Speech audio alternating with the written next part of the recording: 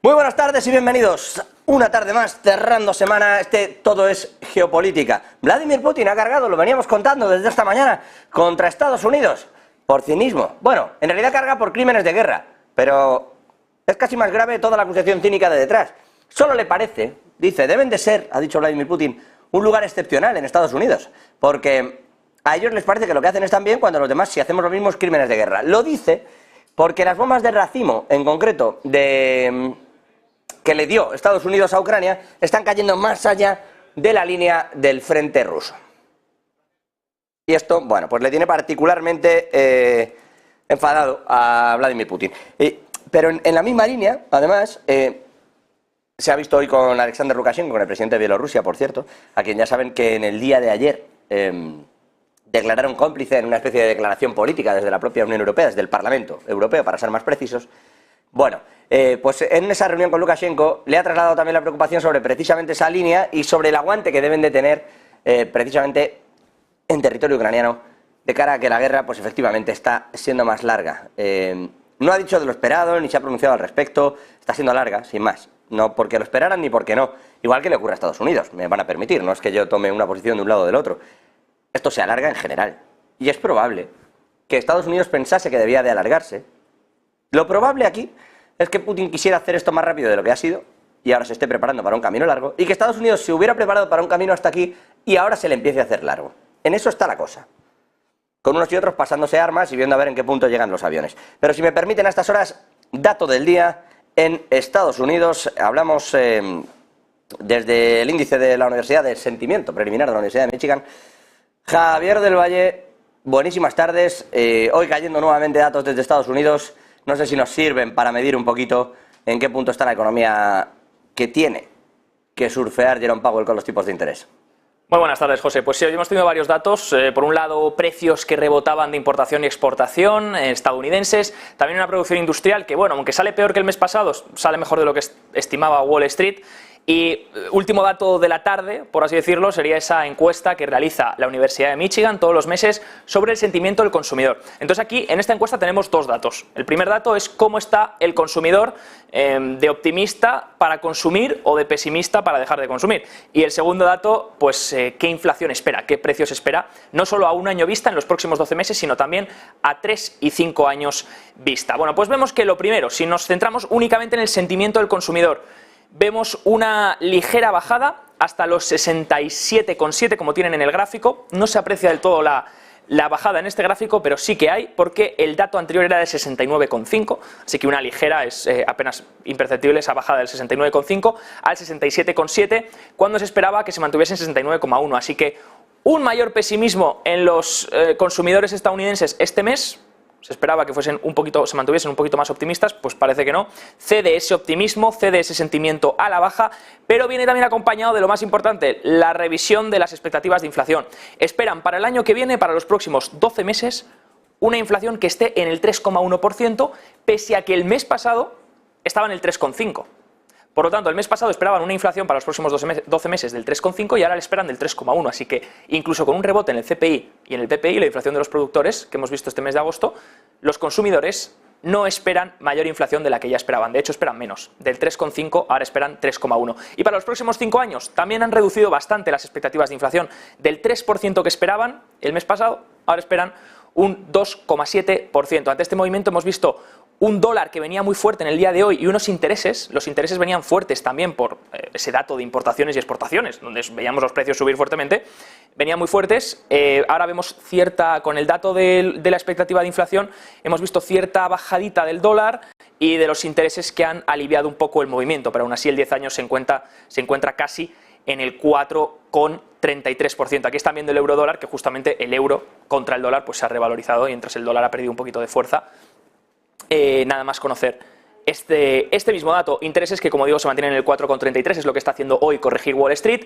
Este alivio del dato del sentimiento del consumidor ha dado un pequeño rebote en los índices, veremos si es suficiente para mantener los intereses un poco más a raya, mantener el dólar un poco a raya y que los índices no sufran tanto en el día de hoy, José.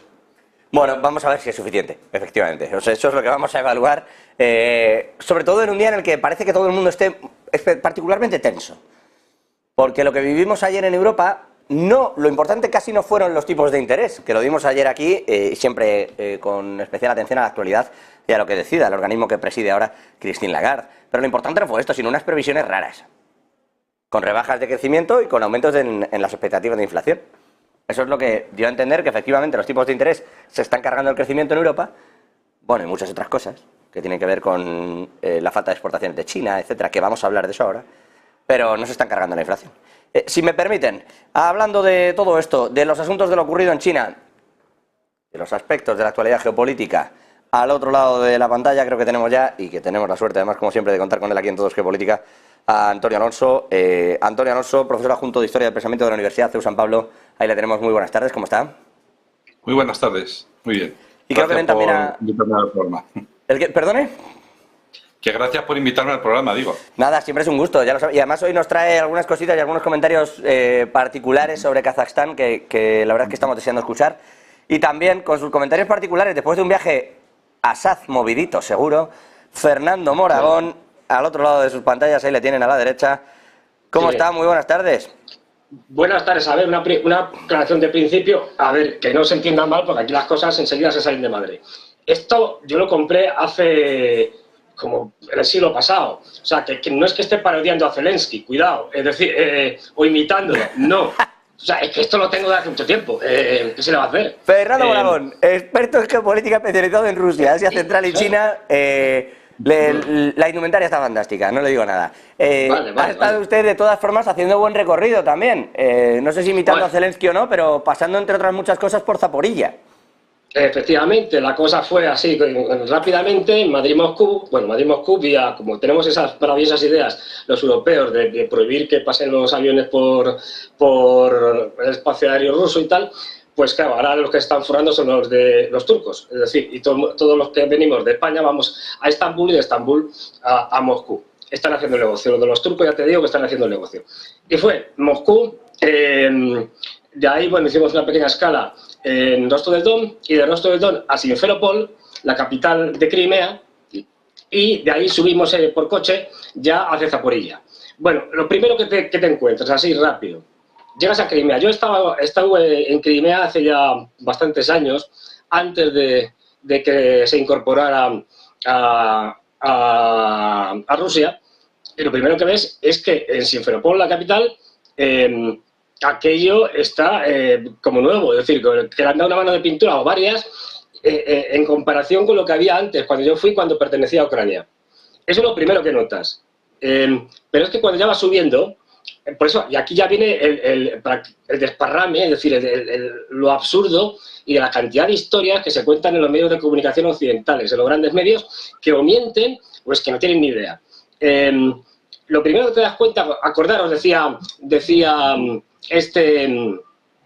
al principio de la operación de primavera-verano, Zelensky, compañía, los europeos, tal. No, si es que nos vamos a plantar en Crimea. Claro, cuando estás en Crimea y llegas a la zona de conexión con Gerson y con Zaporilla, según vas llegando, la cantidad de fortificaciones, de los famosos dientes de dragón, de trincheras, de sistemas antiaéreos, de vehículos blindados, dices, estos no entran ni borrachos. Ni borrachos. Es decir, la idea de tomar Crimea era absurda, como se está demostrando, pero cuando estás allí es más absurda aún. Y luego estuvimos hasta Melitopol, que es la actual capital, digamos, de la parte rusa, o de la parte que controla Rusia. La capital de Zaporilla sería Zaporilla, pero está desde el principio del conflicto en manos ucranianas. Y bueno, bastante tranquilidad. A ver, dentro de lo que cabe. Es decir, yo siempre digo que cuando voy a algún país donde hay algún conflicto y tal, o entre dos países, he estado en un país en guerra, pero no en la guerra, que no es lo mismo. Es decir, las elecciones, por ejemplo, fueron tranquilas, sin ningún problema, estuvimos visitando colegios electorales, la gente salía por allí y preguntaba, y o sea, hay una seguridad bastante alta, y yo creo que incluso excesiva. Y en cuanto a lo que me han contado, ahora te iré contando cosas que me están diciendo. Si quieres, ahora hablamos de los 300.000. Eso le iba a decir. Ahora hablamos de muchas cosas y de lo que usted ha visto. Por cierto, ¿no habrá pasado cerca de la famosa central nuclear? No nos han dejado. Es decir, pero no sé si es porque tenían miedo de que nos pasara algo o al revés. Que, Es que dicen, fuera yo que soy un manazas, ya saben, que soy un manazas y me la cargue. Ya saben ustedes que dice que hay quien dice que hay bombas en el techo. Pues no lo sé, pero a ver, lo que se nota mucho es la cantidad de sistemas defensivos, de defensa antiaérea, etcétera, que tienen los rusos. Según vas andando por los caminos, por las carreteras. Otra muy importante, en Zaporozhia, ahora mismo todas las carreteras en la parte contra los rusos están nuevas. Es decir, cosa que en Ucrania en 30 años no hayan hecho. Notas que hay una revitalización de las infraestructuras y de todo. Esto ni quita ni ponga para que unos sean buenos o malos, pero es decir, pero que desde luego se está haciendo un trabajo allí clarísimamente. Y mira, ya te adelanto, y así lo dejo, uno de los temas de debate. ¿Va a haber una leva de los 300.000? Pues a mí me lo contaban allí. No ahora. Bueno, primero ha habido una leva, digamos, discreta. Pero ¿va a haber una leva de los 300.000 y está habiendo una de casi 700.000 en Rusia o no? No. Te digo por qué. Y eso lo contaban incluso diplomáticos. Ahora mismo, como sabéis, hay elecciones en marzo del año que viene en Rusia, elecciones presidenciales. No quieren hacer una leva así, digamos, espectacular ni nada por el estilo antes de las elecciones. Porque si no, la popularidad de Putin cae. Es decir, las cosas como son. A nadie le gusta ir a la guerra. Y por lo tanto, no, lo que sí ya está viendo es desde principios de año, un aumento en las contrataciones, etcétera, que se cifra en unos 200.000 nuevos que están allí. Pero esto, digamos, sería de manera normal. Una de 300 o medio millón y tal, si se hace, sería después de las elecciones. En principio, lo que todo el mundo tiene claro. Y también que la ofensiva ucraniana va a terminar ahora en septiembre, mediados de octubre como mucho, y que luego Estados Unidos va a hacerles una oferta a los rusos y casi, esto no sé, es decir, pero casi con seguridad los rusos le van a decir que no. Bueno, sobre esa paz, sobre lo que está ocurriendo y trasladándonos ya también esta pregunta, bueno, no sé si pregunta o valoración sobre la afirmación de Putin hoy con Lukashenko acerca de las bombas de racimo de Estados Unidos. Esto era un tema ya discutido, si había unas bombas de racimo y si se había mandado o no. Yo recuerdo ya a Stoltenberg y a Borrell diciendo, bueno, pero como el otro ejército también las usa, nosotros las podemos mandar. Pero hoy directamente dice Rusia, oiga, ustedes desde Estados Unidos, los crímenes de guerra que no les gustan son los de los otros, porque ustedes también los hacen. Ahí está esa valoración sobre eso y sobre ese posible proceso de paz, o qué va a decir Rusia, si me permite, Fernando. Antonio Alonso, cuéntenos. Sí, bueno, ¿qué tal, Fernando? ¿Qué tal, Antonio? Pues, lo que yo puedo entender de lo que puede ser una posible negociación de paz, primero que, en principio, quien estaría interesado en una negociación de paz serían ambas partes. Esto es en principio. Pero luego vamos a la realidad de las cosas y, obviamente, quien está realmente interesado en una negociación de paz es el que va perdiendo, ¿no? Entonces, si miramos ahora el tablero, cómo anda, cómo está el tablero ahora mismo, pues no parece que Rusia esté perdiendo y que parece ser que todo el mundo ya admite, incluso abiertamente y en Estados Unidos incluso, y incluso en la OTAN también, que Ucrania va perdiendo esta ofensiva. Entonces, ha perdido esta batalla, digámoslo así, no la guerra, pero sí la batalla. Entonces, ¿qué incentivos tiene Rusia para finalizar ahora mismo la guerra? Ese es un pequeño problema. Y otro segundo problema es que las relaciones internacionales son relaciones que se basan en la confianza. Entonces, si tú te vas a sentar en una mesa, ¿para qué te vas a sentar en una mesa? ¿Para que te cuenten chistes? ¿O para que te cuenten historias? ¿O cuentos chinos? ¿O lo que sea? Es decir, si vas es para hablar en serio. Y solo puedes hablar en serio si confías en la palabra del que tienes enfrente. Y para mí, está mi percepción personal, que los rusos ya no se fían de lo que les puedan decir los americanos. Es decir, se necesitaría no solo palabras ni declaraciones de intenciones, sino demostraciones de que se va en serio con esto de frenar la guerra absolutamente. Y efectivamente los pasos que se van dando últimamente, hay declaraciones que dejan ya caer que en fin, que bueno, que a lo mejor hay que empezar a convencer a Zelensky de que no se puede coger todo el territorio que él pensaba, etcétera. Es decir, una serie de concesiones, así por lo bajini, subrepticiamente y tal. Pero ya digo, se necesitan más que palabras o declaraciones, se necesitan hechos. Entonces, los rusos no se fían de los americanos y, al parecer, pues los americanos se fían muchísimo menos de los rusos. Por lo tanto, negociaciones de paz pues tienen muy mala pinta.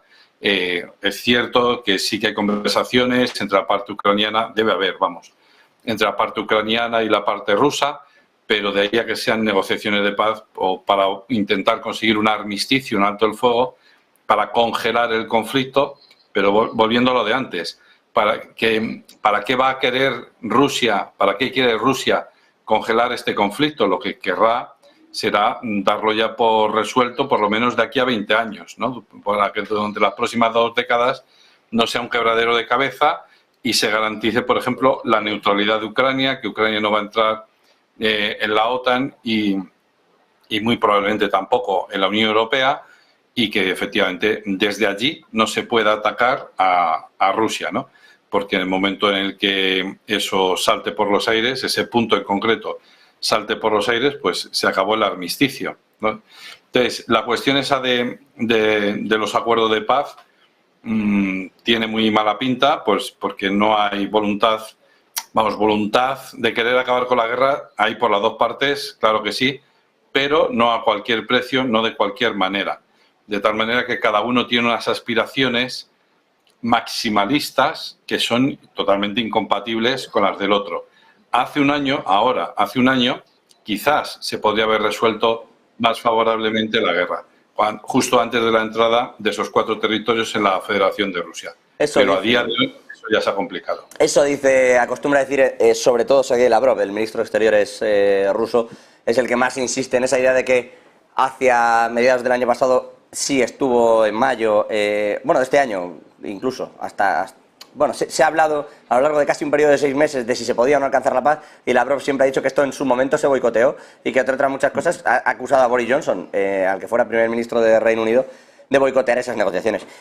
Les iba a comentar 2 asuntos en el día de hoy, casi de última hora. Uno, Estados Unidos está presionando y mucho a Hungría, otra vez, porque le falta ese visto bueno de los húngaros para la entrada de Suecia en la OTAN. Dice que Hungría conoce íntimamente los beneficios que traería la membresía de Suecia a la alianza. Lo ha dicho David Pressman, el embajador de Estados Unidos en Hungría, y que el propio primer ministro ha declarado que apoya esa membresía de Suecia en la alianza. Así que lo que esperan es que el gobierno húngaro y su parlamento actúen lo más pronto posible. Ya saben que, a pesar de que Víctor Orbán, efectivamente, y compañía han dicho que daban el visto bueno, la realidad es que no llega, porque tiene que aprobarlo cada parlamento. Ya lo hizo Turquía, a cambio de que Turquía también recibiera la propuesta de que va a entrar como miembro del pleno derecho de Europa, pero Hungría no termina de dar ese pasito, de ir al Parlamento y aprobar este asunto. Así que, nuevamente, ahora es el embajador de Estados Unidos ahí en Hungría el que mete cierta presión. Y un último asunto por el que además les quiero preguntar. Esta misma noche, esta medianoche, Finlandia podría prohibir, va a prohibir, salvo sensu contrario, salvo que alguien diga algo en sentido contrario, Finlandia va a prohibir casi todas las llegadas de rusos en coche para la medianoche. Impedirá que crucen la frontera entre los 2 países en automóvil. Además está implementando, ya saben, las sanciones que Europa le pide hacia Rusia, y parte de esas sanciones ahora van a ser que a partir de esta medianoche todos los vehículos matriculados en Rusia solo podrán entrar en Finlandia si pertenecen a ciudadanos de la Unión Europea, que residan permanentemente en Rusia, pero que estén haciendo esa vuelta, a diplomáticos o a personas que lleguen por motivos humanitarios. El objetivo, dicen, que es implementar esas sanciones comerciales de la Unión Europea de la manera más uniforme posible en todos los países que tienen frontera con Rusia, y que eso pasa por realizar este tipo de movimientos. Hasta ahora es verdad que se había frenado algún que otro coche, se había buscado alguna que otra, excusa sobre espionaje, alguna búsqueda de valija, pero no se había llegado a esta medida. ¿Os parece excesivo? ¿Os parece algo habitual? ¿Cómo veis este movimiento de Finlandia? Porque entiendo que la parte de que terminará entrando Suecia en la OTAN la dais por descontado. Antonio, Fernando. Sí, bueno, a ver. Sí, no, Antonio. Bueno, no, muy rápidamente, la cuestión de Suecia dentro de la OTAN, quien tenía que salvar el escollo más grande era Turquía. O sea, que que Orbán diga que no a la entrada de Suecia, pues es algo, digamos, que a lo mejor toma un poquito más de tiempo, pero tarde o temprano pues acabará pasando. Y la cuestión de Finlandia y la Unión Europea pues es coherente con las propias sanciones de la Unión Europea. O sea que el problema no es que Finlandia lo aplique este tipo de sanciones, sino que al fin y al cabo ha tardado bastante.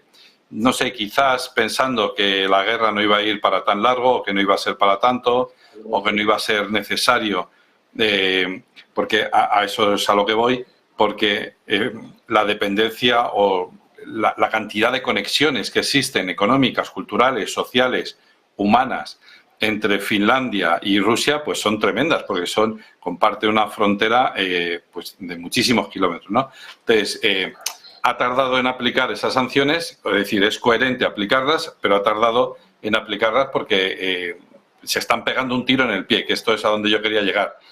No solo la Unión Europea en general en su conjunto, sino que si Finlandia empieza a aplicar este tipo de medidas tan estrictas que cortan de raíz prácticamente toda relación, aparte de las oficiales y las humanitarias, etcétera, cortan toda relación a un lado y otro de la frontera, pues al final quien va a salir beneficiado no va a ser Rusia, efectivamente, pero muchísimo menos Finlandia, muchísimo menos Finlandia. Sobre este asunto y sobre esos movimientos que son cuando menos raros, ya impedir la libre circulación va un pasito más allá. Sí, efectivamente, porque como sabemos, vivimos en el paraíso de las libertades, pues no se entiende. Pero bueno, a ver, lo de Suecia, en el fondo es un formalismo, me explico. Suecia, de facto, ya estaba cooperando con la OTAN desde hace muchas décadas. Es decir, que, bueno, si es que, ya digo, es más un formalismo, ellos han cooperado siempre con la OTAN, como cuando se decía, aunque es un caso distinto, en la Segunda Guerra Mundial, que Suecia era neutral. Bueno, seguía suministrándole diferentes tipos de, no me acuerdo ahora, de materiales y tal, a la Alemania nazi. Quiero decir, neutralidad. Pero bueno, en cuanto al tema de Finlandia. ¿Tema de Finlandia? Pues otros que quieren sumarse al club de los locos de Polonia y los bálticos, porque no tienen ningún beneficio para ellos y lo que va a tener es muchos perjuicios. Es decir, ya se ha metido en una muy gorda de ser un país neutral y que no tenía ningún problema ni con uno ni con otro, ya se ha metido en uno de los bandos y encima teniendo frontera directa con Rusia.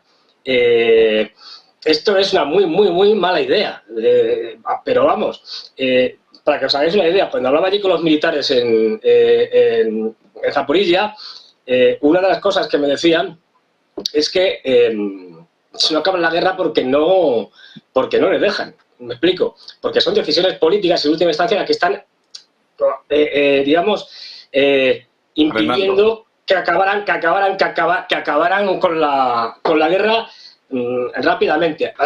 Y también me han dicho, y ya os digo porque como es la estrella militar de allí y que fue retirado de su cargo en la operación militar especial, el famoso general Surovikin, no olvidemos, los ucranianos están atacando la línea Surovikin, es decir, que está ahora en un puesto de los que son transitorios. Todo apunta a que después de las elecciones volverá a desempeñar un alto cargo en la guerra y que por lo tanto volveremos a tener al general Surovikin participando en las operaciones militares allí en Ucrania. Bueno, yo no sé si es mucho moverse, pero va a ser mucho moverse, desde luego. Si no esperáis una paz, si no esperamos movimientos, y con todo lo que está ocurriendo entre China y Estados Unidos, lo digo porque China ha pasado ya por completo de la diplomacia, aunque en las formas intente seguir manteniéndolo a veces, y ya está sancionando a los teléfonos y a las tecnológicas estadounidenses, y ya está respondiendo directamente en el plazo de horas, que es extraño que lo haga China, a todo este asunto de Europa con el tema de las sanciones a los vehículos autónomos, eléctricos, etcétera, ¿no? Estas nuevas tecnologías. Dijo Ursula von der Leyen, lo hemos comentado aquí en Geopolítica esta semana, en Todos Geopolítica, que no solo era dumping, sino que habían destruido el sector del automóvil en Europa. Para que se hagan una idea, por ir a las cifras, lo digo porque a veces esto suena como muy rimbombante. Las cifras es que el 6% del mercado eléctrico es lo que pertenece a China dentro de Europa, el 6%.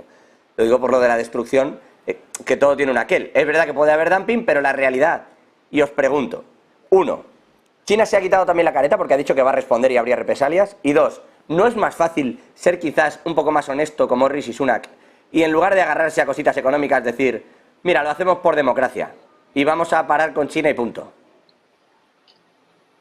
Hombre, a ver, esto es... Sí, no, Antonio. No, que para mí es una temeridad. Pero bueno, a lo mejor es que yo soy un cobarde y en fin, y todo me parece una locura.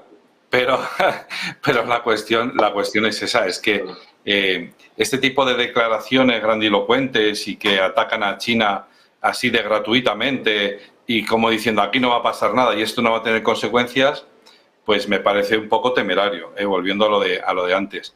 Es decir, China hace 20 años era un enanito escondido así en un rincón de la casa, pero ahora no, ahora no voy a decir que es el dueño de la casa, pero vamos, ya está crecidito y es un señor con el que hay que hablar con respeto y de igual a igual, por lo menos, porque si nos ponemos a comparar el Reino Unido con China, pues lo siento, pero creo que China, pues en fin, le gana, ¿no?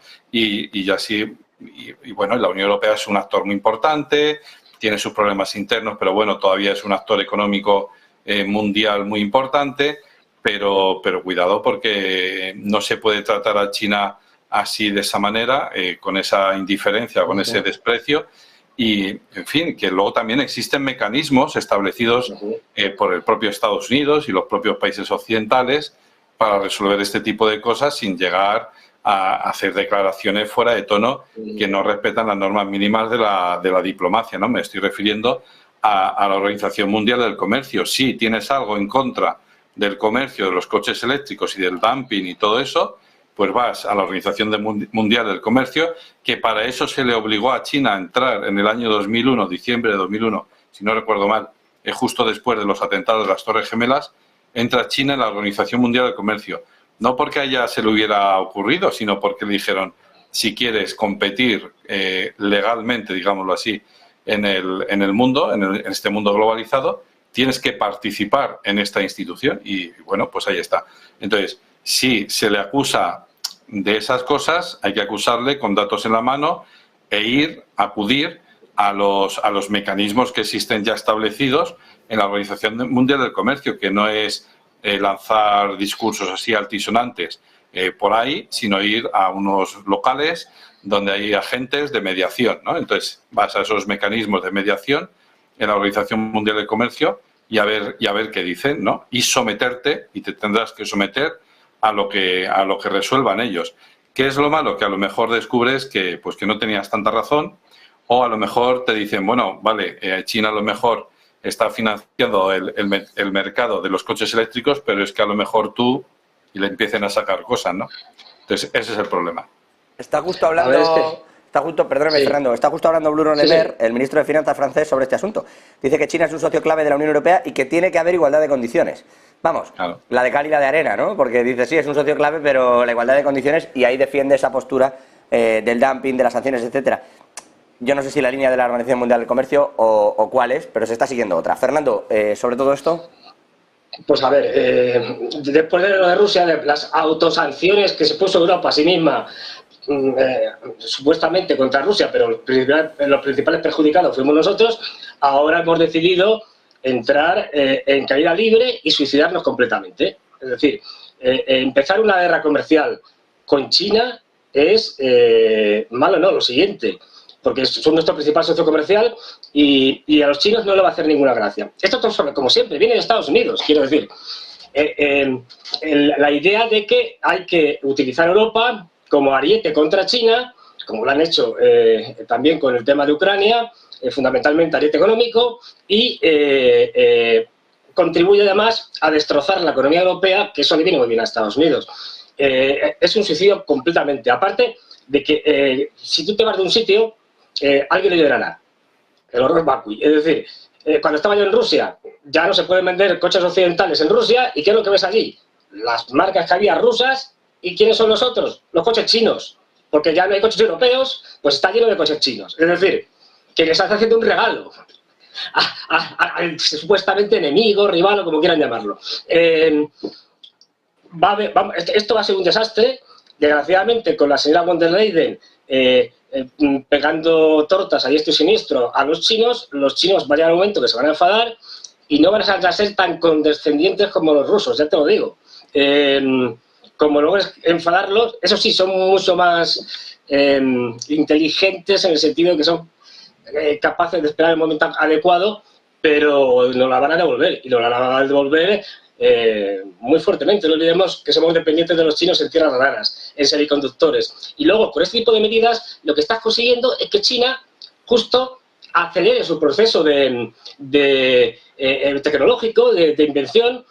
¿Y qué pasa? Pues luego viene Huawei y nos sorprende y dice, uy, hemos abierto el último Huawei y tal, y tiene un semiconductor de 7 nanómetros, lo han conseguido. Es decir, vas a acelerar el desarrollo tecnológico, con lo cual vas a acelerar el desarrollo. Antes China dependía de TSMC y otros sitios, va a llegar el momento en que no va a depender de ellos. O sea, que no se puede hacer una política más desastrosa. Pero claro, estamos en manos de unos globalistas que defienden la idea de la desaparición de los Estados-nación y de un mundo regido por corporaciones, y claro, corporaciones fundamentalmente anglosajonas. Pero es que si uno mira el mapa de Europa ahora mismo, si es que no producimos prácticamente nada. Es decir, y sobre todo no tenemos nada en cuanto a ni fuentes de energía, ni minerales o materiales estratégicos, nada, no tenemos tierras raras, no tenemos litio, no tenemos nada. Pero si es que no somos nada. La decadencia de Europa es inevitable. Esto lo di por hecho, pero por lo menos gestionémosla con cierta cordura. Pues no, vamos directamente contra el precipicio y acelerando.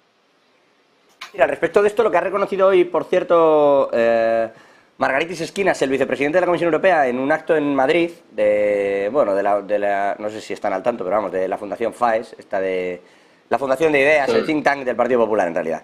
Estaba ahí Margaritis Schinas junto al expresidente Aznar, y no voy a entrar en temas de la amnistía ni nada, no voy a ir por ahí, pero sí ha dejado caer una perla Schinas que decía que Europa hemos creído siempre que le caíamos bien a todo el mundo en Europa.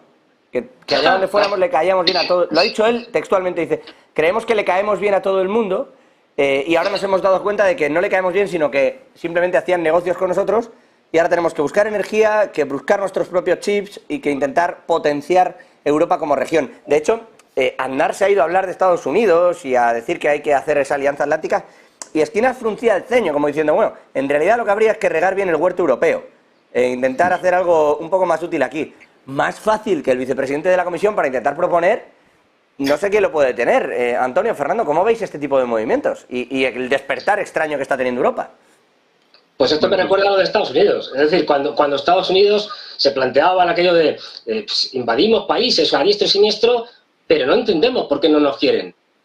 Pues esto es igual. Es decir, no, a ver, yo no entiendo por qué, seguro que los franceses se preguntan por qué en Níger no los quieren.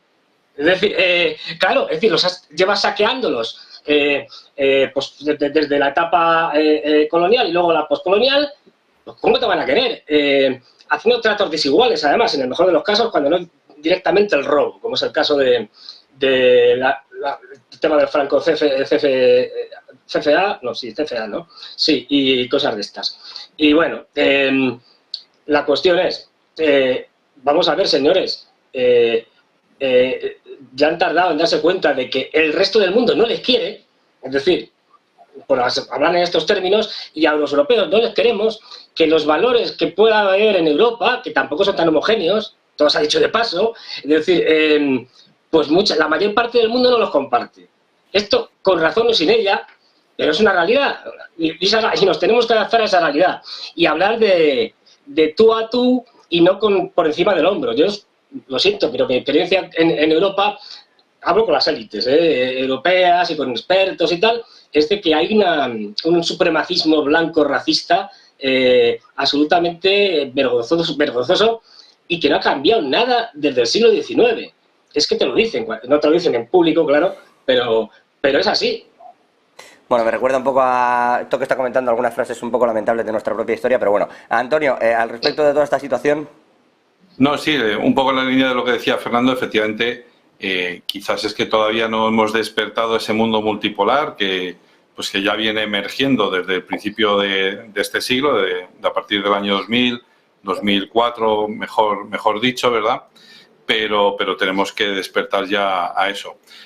Obviamente, quizá podríamos encontrar muchas críticas a nuestra forma de habernos extendido por el mundo, en fin, pero yo creo que el modelo británico o el modelo francés incluso era muy diferente al modelo español. Es cierto que pues todavía a día de hoy se encuentra gente en el continente americano que dice, bueno, mi patria es Colombia, pero mi madre patria es España, ¿no? Es decir, no existe tanto odio. Es verdad que en los últimos años han recibido muchísima propaganda, muchísima leyenda negra y, en fin, pues han empezado a derribar estatuas de Fray Junípero Serra, por ejemplo, que no era conquistador, que era evangelizador y fue uno de los entera, ¿no? Y prácticamente de Texas y de Nuevo México, ¿no? Bueno, pues a lo mejor hay leyenda negra y se ha fomentado ese odio, ¿no? contra ese pasado colonial.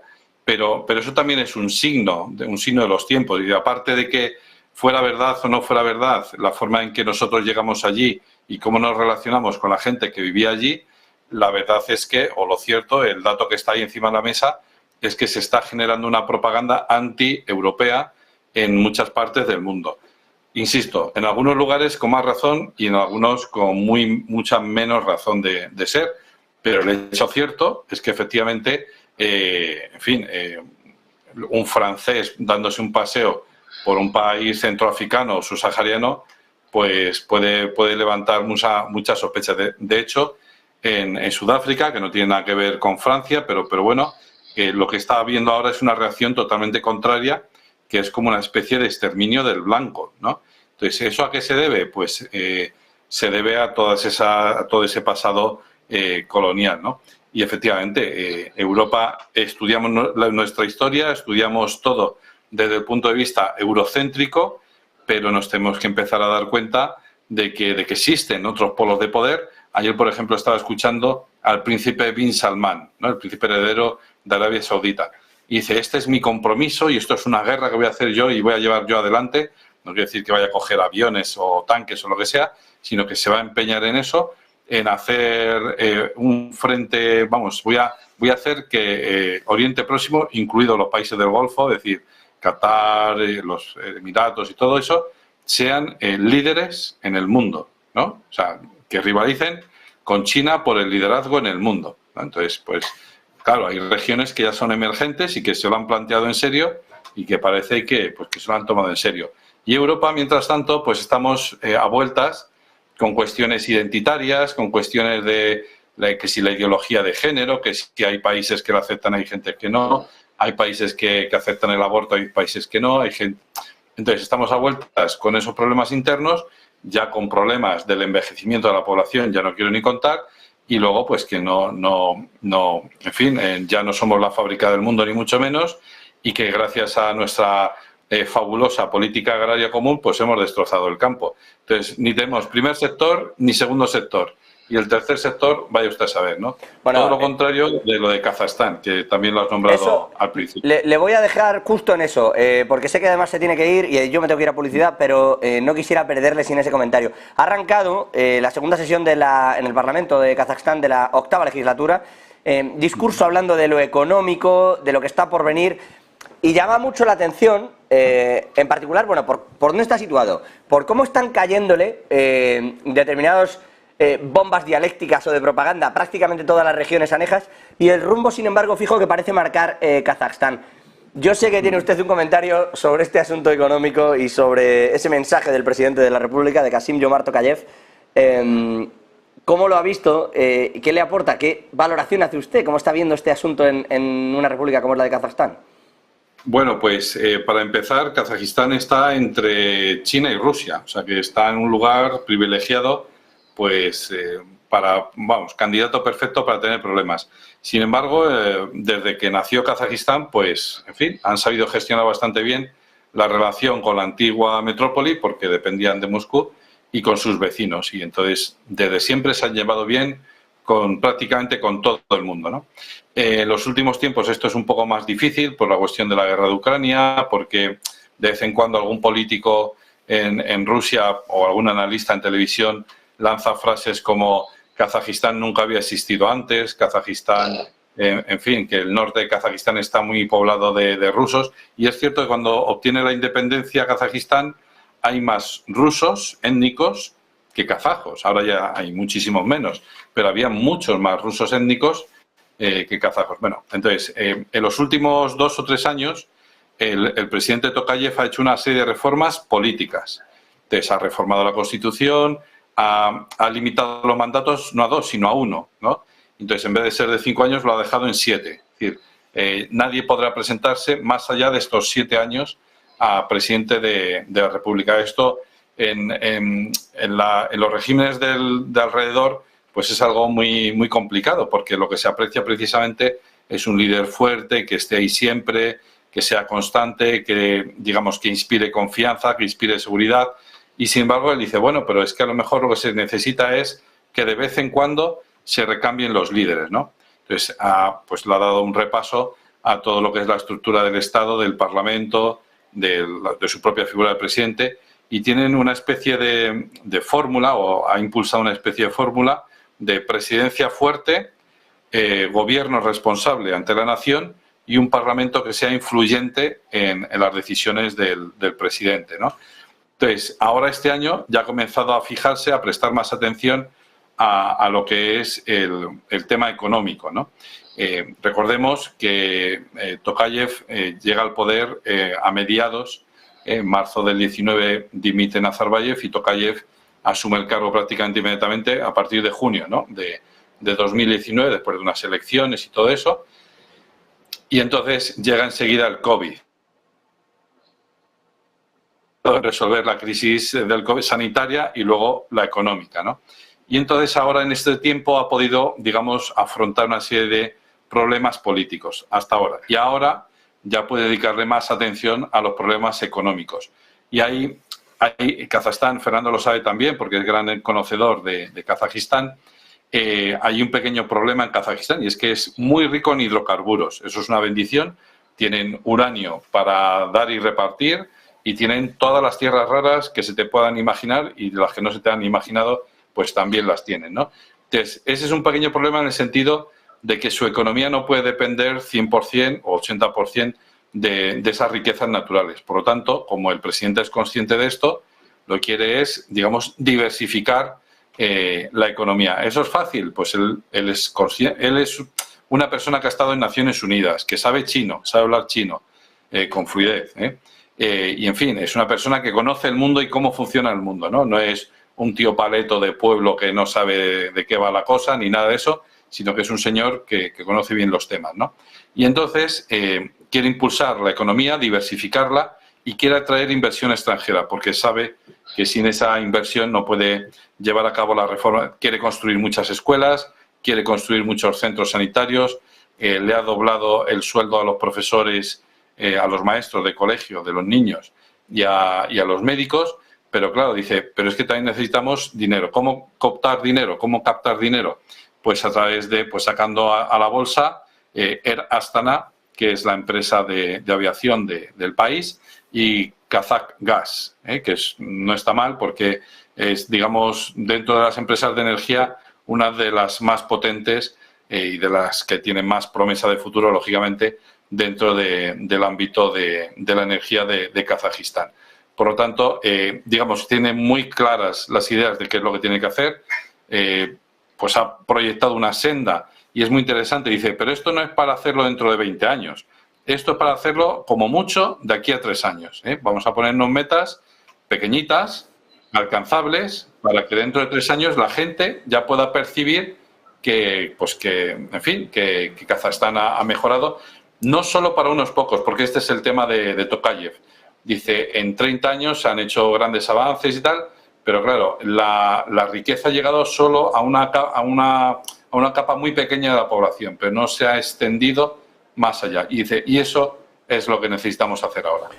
Antonio Alonso, a día 15 de septiembre, viernes, ojo a los próximos años, Kazajstán, la importancia, el valor y dónde está situado. Enseguida lo comentamos también con Fernando, le dejo marchar. Antonio Alonso Marcos, profesor de Historia del Pensamiento, siempre es un gustazo escucharle. Abrazo fuerte.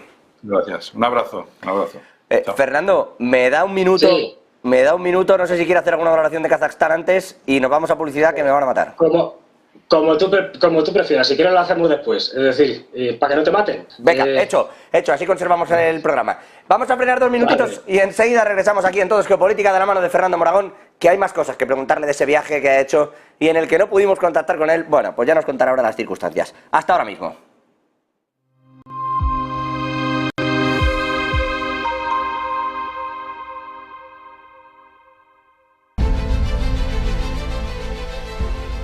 No puede volver atrás y cambiar el principio, pero puede comenzar donde está y cambiar el final. En Luna Sevilla queremos ser su asesor financiero de referencia para mejorar su presente y su futuro patrimonial, prestando nuestros servicios como agentes de Caser Asesores Financieros. Somos una empresa con una clara apuesta por la formación de calidad, la información transparente y objetiva, y por el asesoramiento financiero personalizado y continuado. Visite nuestra web lunasevilla.es o llame al 91 762 3442.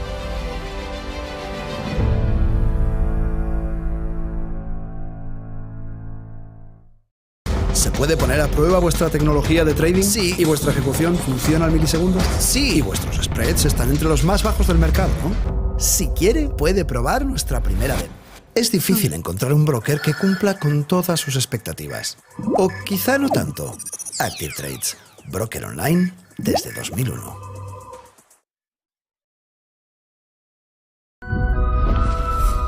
$88 millones de visitas al año hacen de las oficinas de correos uno de los destinos más visitados de España.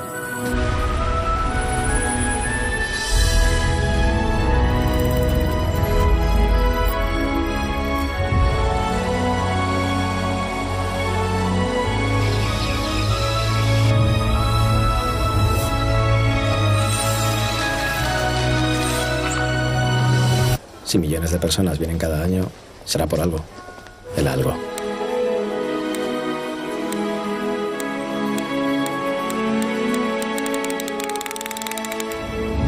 Visit Correos, el lugar más visitado de España. O uno de ellos.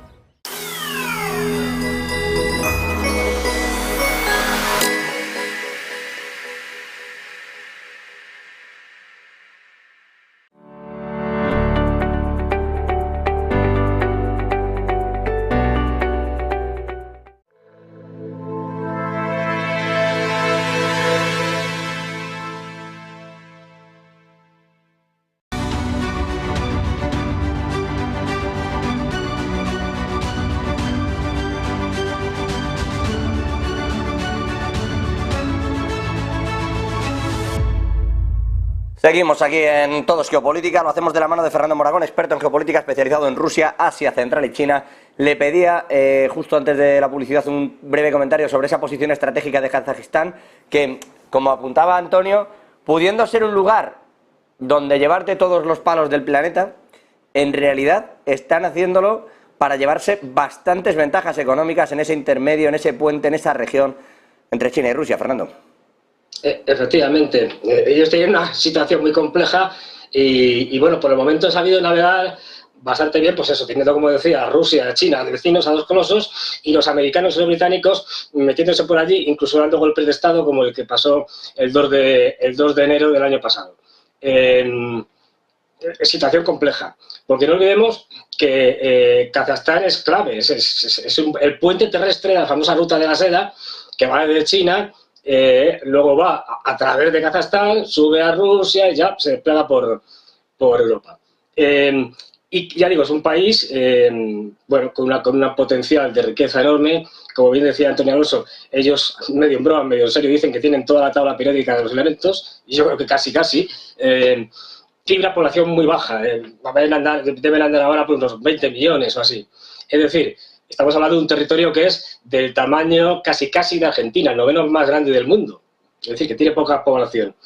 Y ya digo, esto lo enlazaría con como recordarás, el famoso informe de la Rand Corporation, donde sobreextendiendo las fronteras rusas, es decir, eufemismo para decir que dan problemas a los rusos, y una de las cosas que me contaban era que estaban muy preocupados con el tema de Armenia y Azerbaiyán, en el Cáucaso, que las cosas están muy mal y de hecho ahora mismo hay dos líneas dentro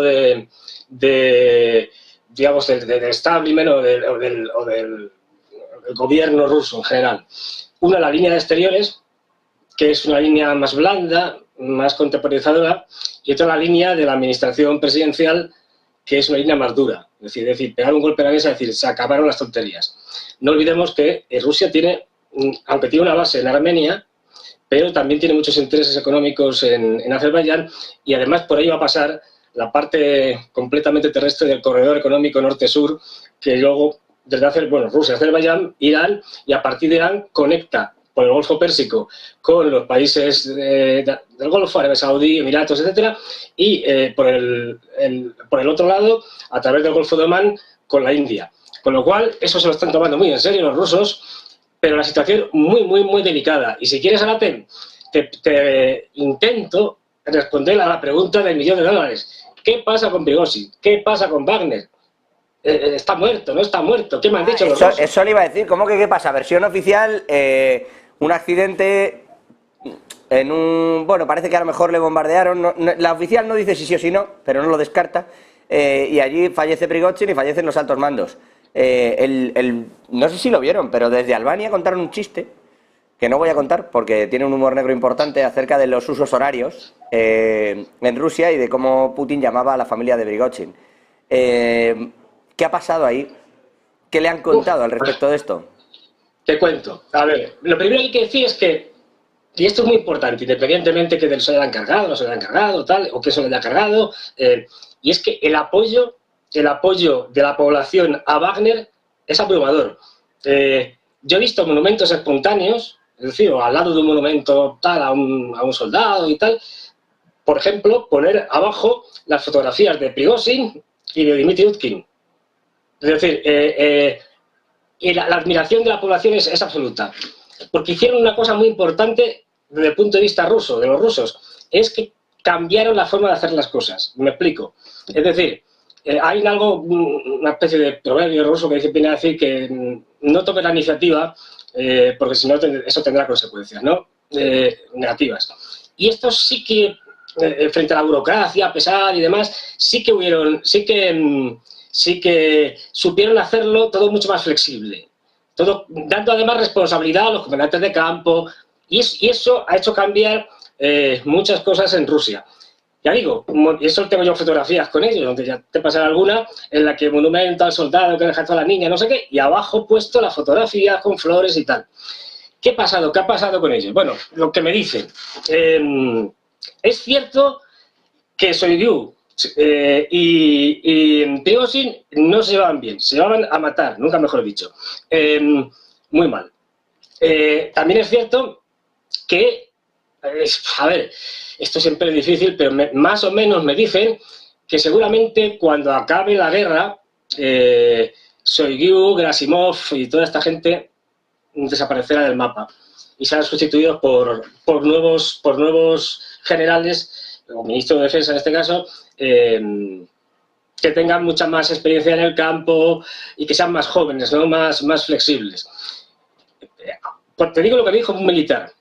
Me dijo, a ver, yo te diría lo que sé del tema de Wagner y Prigozhin, pero no te lo puedo decir porque como soy funcionario del Estado, estaría cometiendo un delito. Pero bueno, ya te está diciendo cosas. Me ha hecho una previa espectacular para no contarme nada. Espera, no, hombre, es que vamos intensificando el grado de... Venga, que parecemos otra televisión con el cebo, Fernando. Vale, venga.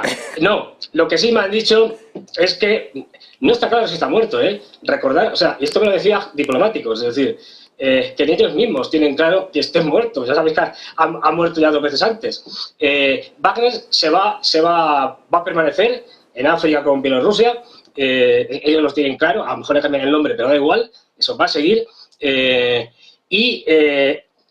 ha podido ser? Pues el candidato número 1 que me dicen son aquellos que están a favor de la paz y una paz negociada rápida para intentar restablecer, digamos, negocios con Occidente.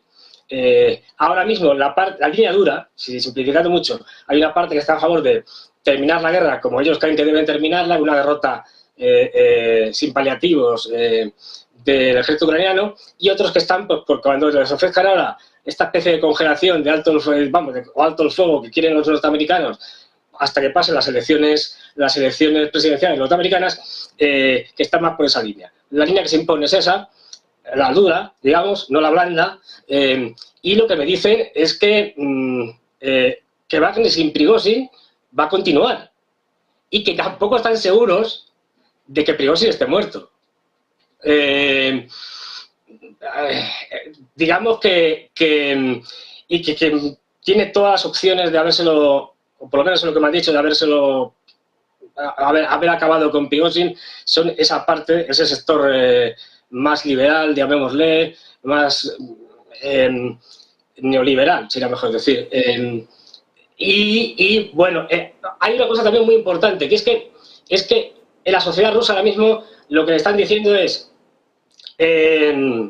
señores, queremos que acabe la guerra ya, pero que acabe la guerra ganándola. Es decir, quitando Moscú, que es una cosa distinta, es una isla, las provincias están presionando y ha habido una subida, digamos, del patriotismo y están presionando para que hacer la guerra con la mano atada a la falda, que la terminen y que terminen la guerra ya, porque si quisieran la pudieran terminar ahora, que es lo que no se entiende de la política rusa. Bueno, habría que ver también, habría que ver la respuesta también no de Ucrania, sino de los 35 países OTAN que están detrás. A ver, de esos 35 países OTAN, solo hay uno a considerar. Sí, bueno, pero que yo lo digo, Fernando, en el sentido de que cuando hacemos, como decía la abuela de mi madre, gimnasia mental, de esto podría acabarse mañana, siempre hay otra vuelta que se le puede dar a esta tuerca. De momento nos vamos a quedar con los hechos, que son los que son, y si le parece con las versiones oficiales, aunque me quedo con ese detallito también de ha muerto 2 veces, ya veremos, hay quien dice que no. Fernando Moragón, experto en geopolítica, especializado en Rusia, Asia Central y China. Siempre un gusto y además más ahora verle de vuelta. Abrazo fuerte, amigo. Igualmente, José, un abrazo. Nosotros vamos a hacer una brevísima pausa, volvemos con todos los detalles, el análisis geopolítico y económico de la actualidad aquí, en Negocios Televisión.